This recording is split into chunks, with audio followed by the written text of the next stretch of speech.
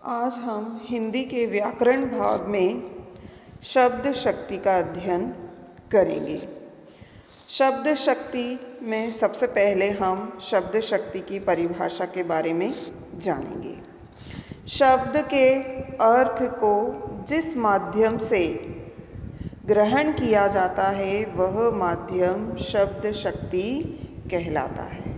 कहने का तात्पर्य है कि जब हम किसी वाक्य को पढ़ते हैं तो हमें शब्द के जिस अर्थ का बोध होता है उसे शब्द शक्ति कहते हैं। यानी शब्द के अर्थ का बोध हमें जिस शक्ति से होता है उसे शब्द शक्ति कहते हैं। आगे हम शब्द शक्ति के भेदों के बारे में जानेंगे। यानी शब्द के विभाजन के आधार पर शब्द शक्ति 3 मानी गई है: अभिधा शब्द शक्ति, लक्षणा शब्द शक्ति और व्यंजना शब्द शक्ति। इसमें हम सबसे पहले अभिधा शब्द शक्ति के बारे में की परिभाषा जानेंगे। वाक्यार्थ या मुख्यार्थ का बोध कराने वाली शक्ति को अभिधा शब्द शक्ति कहा जाता है। कहने का तात्पर्य है कि किसी वाक्य के मुख्य अर्थ का बोध कराने वाली शक्ति को क्या कहते हैं? अभिधा शब्द शक्ति कहते हैं। अभिधा को संबंध शब्द का एक ही अर्थ ग्रहण करने से है। यानी अभिधा शब्द शक्ति से तात्पर्य है कि हमें किसी अर्थ का, किसी शब्द के अर्थ का सीधा सा और एक सरल सा अर्थ ज्ञात होता है, तो वहाँ पर अभिधा शब्द शक्ति होती है। उदाहरण देखिए आप इसके। किसी ने कहा पानी दो। इस वाक्य का अर्थ अभिधा के माध्यम से केवल इतना ही होगा कि पानी पीने के लिए मांगा गया है। कहने का तात्पर्य है कि अभिधा शब्द शक्ति में जो बोला जाता है उसी का अर्थ ग्रहण किया जाता है और वही अर्थ अभिधा शब्द शक्ति के अंतर्गत आता है। जैसे हमने कहा वह घर गया, तो यहाँ पर घर का सीधा सा अर्थ हम सभी जानते हैं।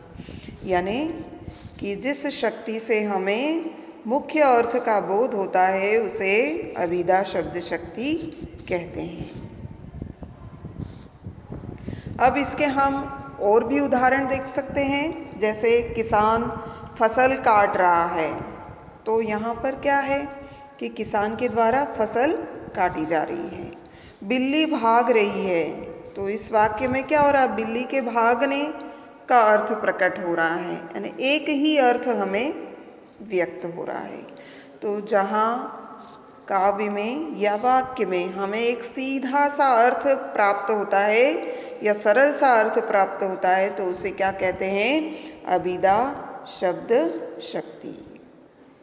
अब दूसरा भेद है लक्षणा शब्द शक्ति।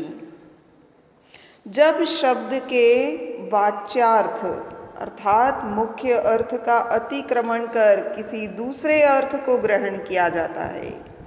कहने का तात्पर्य है कि हमें शब्द का जो मुख्य अर्थ दिखाई दे रहा है उसके अलावा हमें एक अन्य अर्थ का बोध होता है तो उसे लक्षणा शब्द शक्ति कहते हैं।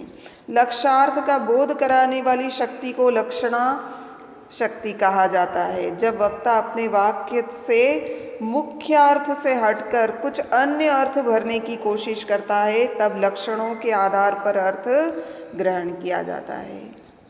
जब वक्ता यानी कहने वाला जब अपने वाक्य में मुख्य अर्थ यानी जो एक शब्द हमें दिखाई दे रहा है उससे एक अलग अर्थ का बोध होता है तो वहाँ पर लक्षणा शब्द शक्ति होती है। तो हम दूसरे शब्दों में कहें कि जहाँ वाक्य में या काव्य में मुख्य अर्थ से हटकर एक अन्य अर्थ का बोध होता है तो वहाँ पर लक्षणा शब्द शक्ति होती है। अब इसके उदाहरण देखिए। इंग्लैंड की 4 विकेट से पराजय। भरत हंस रवि वंश तड़ागा। वहाँ लाठियाँ चल रही, बड़े हरिश्चंद्र बनते हूँ, कश्मीर रक्त में डूबा हुआ है। तो यहाँ पर जो पहला उदाहरण है, इंग्लैंड की 4 विकेट से पराजय। तो यहाँ इंग्लैंड शब्द से इंग्लैंड के क्रिकेट खिलाड़ियों से संबद्ध है। और भरत हंस रवि वंश तड़ागा, यानी हंस से तात्पर्य क्या है? गुण दोषों का ज्ञान होना। वहाँ लाठियाँ चल रही है, तो यहाँ पर लाठियाँ से क्या तात्पर्य है? लाठी चलाने वाले व्यक्ति। बड़े हरिश्चंद्र बनते हों, तो यहाँ पर हरिश्चंद्र से तात्पर्य है सत्य बोलने वाला व्यक्ति। कश्मीर रक्त में डूबा हुआ है, तो यहाँ कश्मीर से तात्पर्य है कश्मीर में रहने वाले लोगों से या वहाँ पर रहने वाले निवासियों से। तो यहाँ पर क्या हो रहा है? हमें एक अन्य अर्थ का बोध हो रहा है। जैसे इंग्लैंड से, तो इंग्लैंड के निवासियों से लाठियाँ आने, लाठी चलाने वाले व्यक्ति, तो लाठियों से तात्पर्य एक अन्य अर्थ का बोध हो रहा है, तो वहाँ पर लक्षणा शब्द शक्ति होगी। हम इसके अलावा और भी उदाहरण देख सकते हैं इसके, जैसे आओ मेरे शेर, उसका मन पत्थर का बना है, हम तो गंगावासी हैं, यह ताजमहल कब पूरा होगा, यह यमुना पुत्रों का नगर है। तो यहाँ पर जो शेर से तात्पर्य क्या है? जो वीरता से भरे गुणों वाला हो, निर्भीक हो, बलशाली हो। उसका मन पत्थर का बना है, तो यहाँ पत्थर से क्या तात्पर्य है? जिसका हृदय कठोर हो, कठोर हृदय वाला। हम तो गंगावासी, यहाँ पर गंगावासी से क्या तात्पर्य है? जिसमें गंगा जैसी पवित्रता हो। यह ताजमहल कब पूरा होगा? तो यहाँ पर ताजमहल से तात्पर्य है भव्य भवन, विशाल भवन। यह यमुना पुत्रों का नगर है, यानी यमुना पर के किनारे रहने वाले या यमुना नदी के किनारे अपनी आजीविका चलाने वाले लोग। तो यहाँ पर क्या हो रहा है? हमें जो शब्द दिखाई दे रहे हैं, उन शब्दों से हमें एक अन्य अर्थ का बोध हो रहा है। तो ऐसे उदाहरण में क्या होगा? लक्षणा शब्द शक्ति होगी। तो अब आगे तीसरा भेद देखिए, व्यंजना शब्द शक्ति। वाच्यार्थ यानी मुख्य अर्थ या लक्षार्थ। मुख्य अर्थ है अभिधा शब्द शक्ति और लक्षार्थ है लक्षणा शब्द शक्ति। और संकेतित अर्थ के पश्चात जब किसी विलक्षण अर्थ की प्रतीति होती है तो उसे व्यंग्यार्थ कहते हैं। जिस शब्द शक्ति से व्यंग्यार्थ का बोध होता है उसे व्यंजना शब्द शक्ति कहते हैं। कहने का तात्पर्य है कि जब वाक्य में मुख्य अर्थ से भी अर्थ का बोध नहीं होता है और लक्षण के माध्यम से भी अर्थ का बोध नहीं होता है, बल्कि सांकेतिक शब्दों का प्रयोग किया जाता है, हमें अनेक अर्थों का बोध होता है, तो वहाँ पर उसे व्यंजना शब्द शक्ति कहते हैं। इसके उदाहरण देखिए। जब हम सामान्यतः यह कहें कि क्यों, क्या समय हुआ है, तो यहाँ पर कहने का वाले का जो तात्पर्य है न तो घड़ी का समय पूछना है और न ही समय का आभास देना है। यहाँ पर उसके कहने का तात्पर्य है कि ये कोई समय है आपके आने का।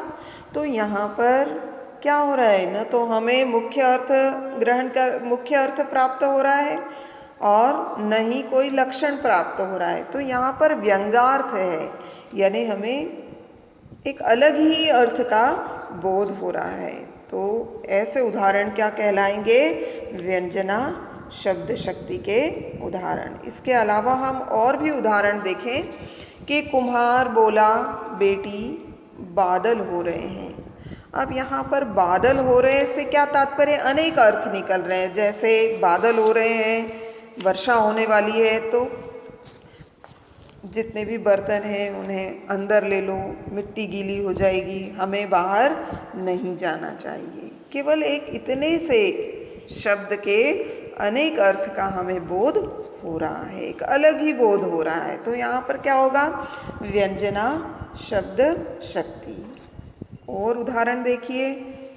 उसने कहा संध्या हो गई। संध्या हो गई से क्या तात्पर्य है? शाम हो गई। अब शाम होने पर, संध्या होने पर भी क्या होता है? ऐसा कहने का मतलब बहुत सारे मतलब होते हैं। जैसे गायों के आने का समय हो गया, बत्ती जलाने का समय हो गया। जैसे शाम हो जाती है तो हम अपने घरों में क्या होता है? लाइट जलाने लग जाते हैं और हमें ये एहसास होने लगता है कि हमारे यहाँ दीपक का समय हो गया है, या जो मंदिर में जाने वाले हैं उनके मंदिर जाने का समय हो जाता है। तो संध्या हो गई से तात्पर्य क्या होता है? शाम के जितने भी कार्य होते हैं उन्हें पूर्ण करने का समय हो गया। तो यहाँ पर हमें अनेक अर्थों का बोध हो रहा है। अगला उदाहरण देखिए, 10 बज गए हैं।